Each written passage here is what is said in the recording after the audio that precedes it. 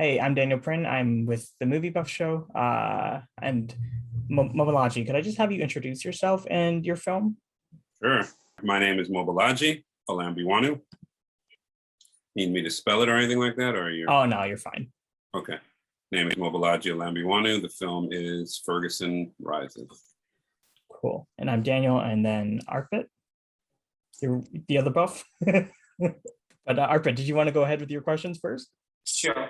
So, Nolaji, I love to, ask this question basically when I start that what inspired you to become a filmmaker, and can you just tell us a bit about your journey so far? Sure. What inspired me to be a filmmaker? Wow. I think actually, as a younger person, I was watching early Spike Lee films, and that was the first time that I saw African American representation in cinema. And so I think that really excited me and got me thinking, well, maybe there's space for me in this realm.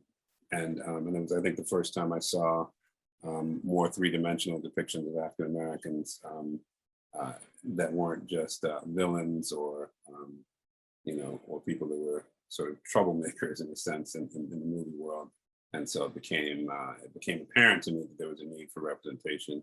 And and I just felt like the stories hadn't been told. So that's how I got inspired. Essentially, was really in high school. So another thing which I would love to know that what inspired you to choose the subject for a documentary, and how was the research process like? What inspired me to choose the subject of Ferguson for the documentary?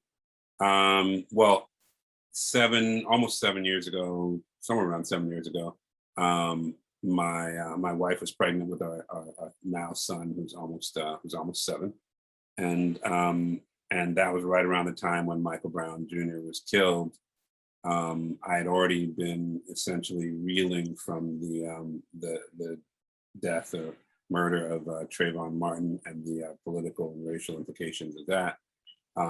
And so when Michael Brown was killed and the body was left in the street for 4.5 hours, most of which uncovered, it just had there was just a major sort of psychic reckoning, for lack of a better word. I felt like I needed to do something with my anger and with my upset.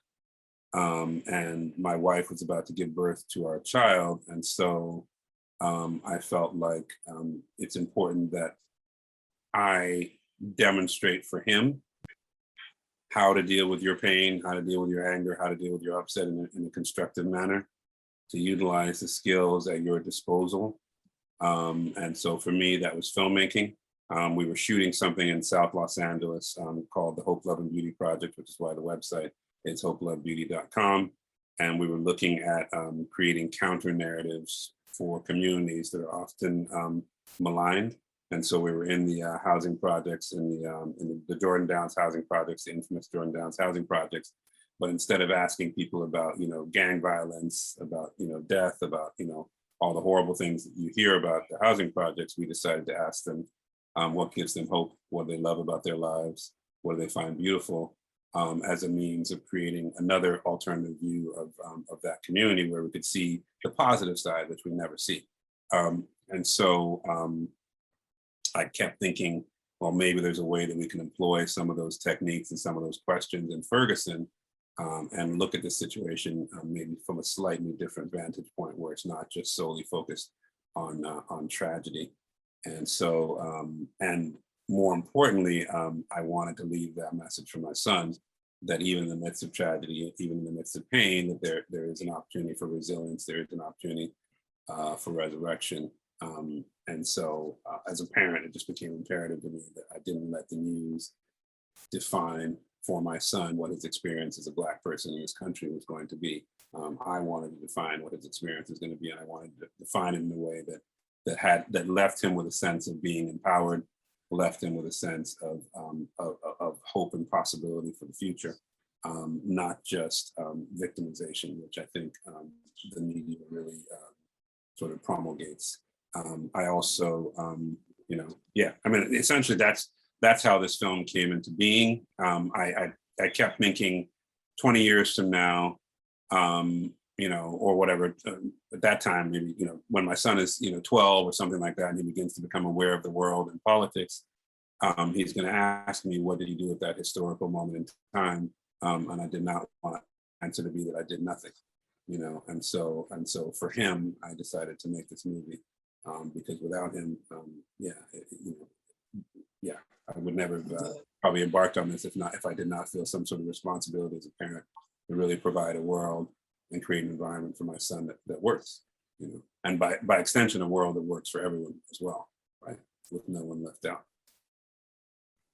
That's very thoughtful, very, very thoughtful. Daniel, would you like to ask your question? Sure. Yeah, I just to go off that, I had noticed, it kind of goes into one of my questions, because I had noticed that you had dedicated the film to your son, which I thought was very lovely. Oh, thank you. And I think we'd already answered, my question was why you dedicated to him, and I think you've answered that. But thank you for, like Arpit said, thank you for being thoughtful with going through that. Yeah, thank you. I think there, I don't know if either of you are parents, but I know that was probably the most transformative moment of my life. And, feeling responsible for this young person, this young life, there's no way that that I can't do, or there's no way that I was not going to fight, tooth and nail to make sure that there's something better for him than there was for me. And so I think, if all parents do that, which I hope we do, I think that definitely creates a possibility for a better world, if we're all fighting for our children, and by extension fighting for everybody else's children, right? So I think it's a natural tendency of parents, but maybe I'm wrong. I don't know. Certainly my tendency, and certainly my, there's no way that I'm going to let this world be the way it is. No. Yeah, I agree. I mean, just even like, it's not my experience, but just because I don't know the prejudice that you guys go through, kind of thing. But like, just with this film and other films, you just get the sense that I'm not scared to leave the house. My parents aren't as scared to leave the house, and there's no fear that I'll come home safely, right? Which I think is just very emotional. Right, it is. And it makes me think about, and certainly when Michael Brown was killed, I thought that could be me on the ground. That could be my son on the ground. And I've got to do everything I can to make sure that that's never me, that's never him. And we hope that that there's no one else that has to die unnecessarily under circumstances that are really questionable. And so everything that I can do to make sure that doesn't happen to him or anybody else is it's at least a start, right? Right. Okay. Now, I'd also like to ask, just because through the timeline you weave here, it seems like your team was kind of on the ground in Ferguson in 2014. So when did your documentary crew get there? And yeah, just when did your documentary crew get there? Because it seems pretty seamless that you were there from the beginning.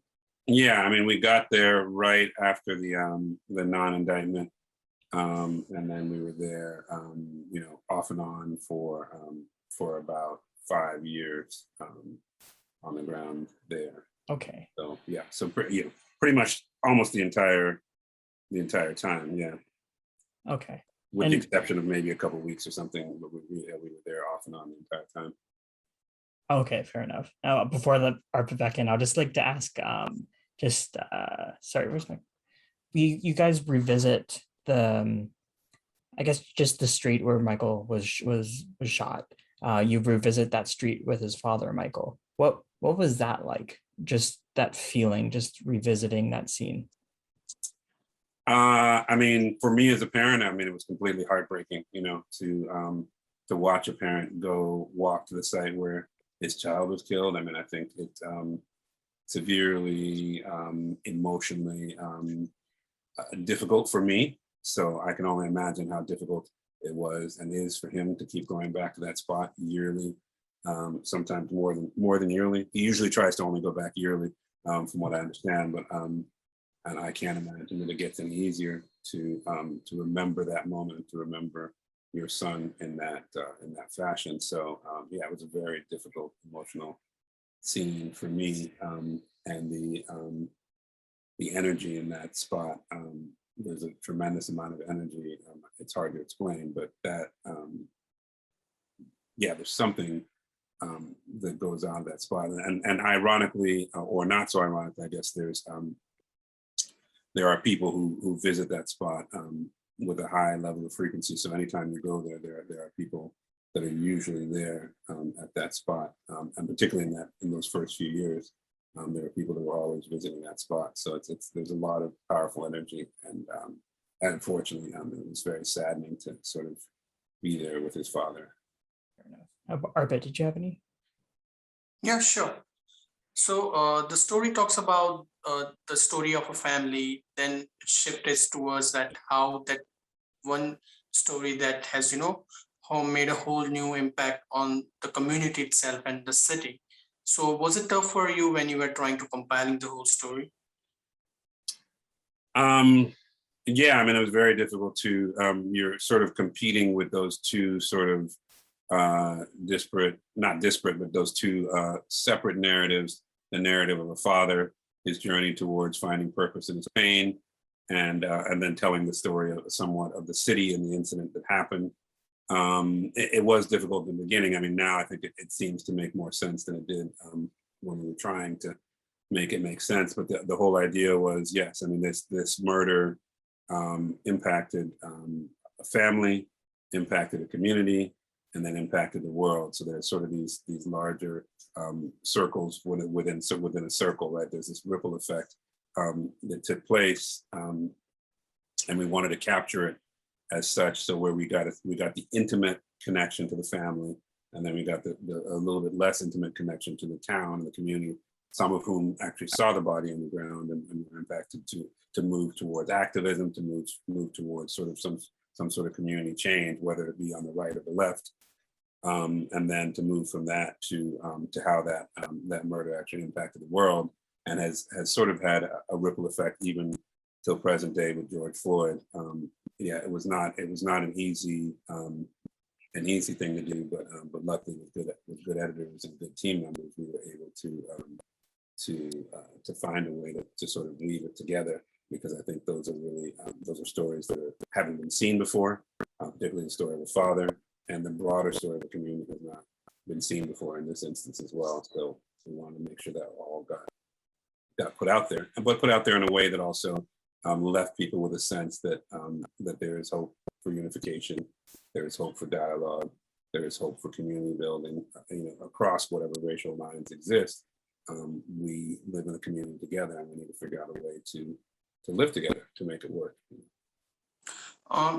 In a way, that film talks about a pain of a family, and also talks about the hope. So do you believe in a thought that at times a pain for one can be the hope for the other?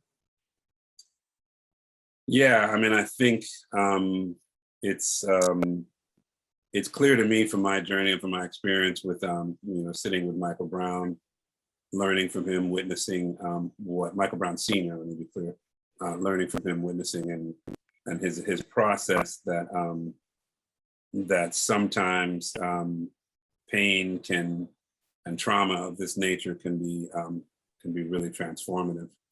As destructive as it is on an emotional level, his ability and his example of channeling that destructive pain in a direction that really makes a difference for community was really truly inspiring to me, and was a lesson really that I wanted to leave my son. So it was perfect in a sense, because I wanted him, my son, and the world to know that yes, something beautiful can come out of the pain. People became organizers, people became connected to each other, people started having conversations they never had before. And on a global level, that started to happen in a way that had a ripple effect, eventually leading to our current conversation right now. Again, there's always been setbacks, there's still people getting killed, but in the midst of all that, there's something else that's possible. There's something that's brimming, that's getting close to the surface, that we cannot allow ourselves to deny in the face of what seems to be a very depressing reality. What was it like getting to know the people of Ferguson? And was there anyone that didn't have maybe a huge role in the documentary that really left an impression on you? I think all of the members of the community were very generous with their time. You know, I have to acknowledge that whether or not I agreed or disagreed with their political views, I really appreciated all of them. Okay. I really felt a sense of their pain and confusion and trauma around this death. I tried to represent that in the film. I tried through representing their humanity, even if I didn't agree with them in some way, shape, or form. You know, so I felt like, you know, they gave their time to me, and I wanted to respect that as much as I could. And so I think many of them were, you know, had a huge impact on me. You know, in terms of just who they were as human beings and their attempts. I think what I saw undergirding everything was a commitment to community, a commitment to having a community that works. And I think what's often misinterpreted is because people are on different sides of the political spectrum does not mean that they don't all have a commitment to their community. They just forget that the people on the other side of the spectrum also have a commitment to the community, and that it may look different or manifest different, but in essence, the commitment is still the same. So I think if we were to actually begin to have a dialogue where we saw and looked at each other as both being committed to the community, then we could actually move forward. We say, okay, how are you committed to the community? I'm committed to the community stay the same. I'm committed that you stay beautiful, blah, blah, blah, blah. I'm committed to community change, that it's beautiful for everyone. You know, but in essence, the commitments are still the same. And in the midst of all the politicizing of everything and the anger and the protest, I think people lose sight that we all want a better world for our kids. And somehow we forget that just because people look different from them, that they have those same commitments. They want a better world. They want to be able to provide for their children. They want to have a decent job, housing, and be respected. I think ultimately this has always been about respect, respecting human life and humanity. And there is a moment in the film where someone perceives like the protest as anger, but it's really just like from a place of love, right? Yeah, exactly. And I think as confusing as that is to most people, you know, yes, I think for most of us, we don't take these sort of severe actions without a purpose, without a meaning and a motivation behind it. And usually that motivation is to make sure the world's better for our children and for ourselves, right? And so same reason I made this film is the same reason why those people took to the street. It's the same reason why people on the right organize. It's the same reason why people on the left organize, whatever, or in the middle. You know, it's all the same, and we have to understand it as such. Okay, fair enough. Now I'm just gonna look at my questions here, just because I had written down like a direct quote, because I thought like that song when they're getting ready for like the anniversary of Michael's death, where it says, "We're calling out the violence of the racist police, and we can't stop until the people are free." I thought that was like very powerful, very beautiful. So what's it like getting a moment like that for your film? I mean, that was funny. If I remember that, that moment was rather random. I think we were doing an interview with the pastor who's singing that song, along with the woman who's singing with him was actually helping us as a production assistant. Oh, And so he was talking about the song, and then I think we were in between interviewing him, and he decided to just kind of start singing it, and then while he was singing it, then she decided to join in, and then I was like, you know what, let's film this, and so we wound up filming it, but there was no intention of getting that song or even no knowledge that song really existed until he started singing it in the moment in between our setup for his interview. So I think it just became this powerful moment that we did not expect at all. So that's a great question. I've never been asked that question, but yeah, and I had to remember, yeah, that's how it came about. It's just completely random, but maybe not. I mean, so many things in the movie were seemingly random, but weren't. In terms of how we met people, how we randomly met Michael Brown Sr., how we randomly met Michael Brown Sr.'s or Michael Brown Jr.'s cousin. Most of those things were all occurred by accident in the film. In essence, we were just really blessed to meet people that in ways that we never expected, because we couldn't get in touch with them, through their contacts. So that's a whole nother story, but yeah. Okay, well that's so neat how that came together, because that's definitely one of my favorite moments in the film. So great. Cool. Arpit, do you have it was 12:55, so did you have a last one, Arpit? Yeah, sure. I'd love to ask this question. We can keep it like a wrap-up question. So Sure. I believe that this documentary is definitely important for the all people, but I believe it's more important for the younger people, because not only younger people these days are not that interested in knowing the history. This documentary can tell a bit about them, the history, and also about their rights, about what has all happened. So I would love to know from you that what are the key takeaway you want viewers, or let's say audience, to take from your film?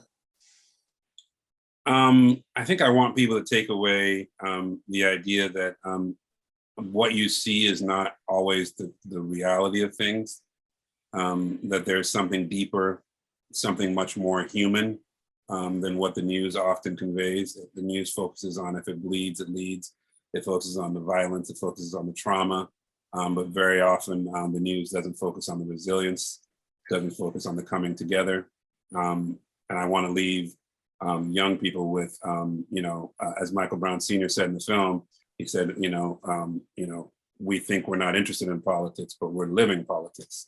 And I think that's the reality of it all. You're not interested in politics, but your congressperson is, the corporation that's polluting your water is, and that's giving money to your elected officials.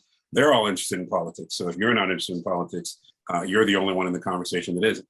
And all those people around you are impacting your life and impacting your future without you knowing it. So it's imperative that we're all dialed in and all connected to the politics of the situation, but also the humanity of the situation. Like, who is your neighbor? Who is this person that you disagree with?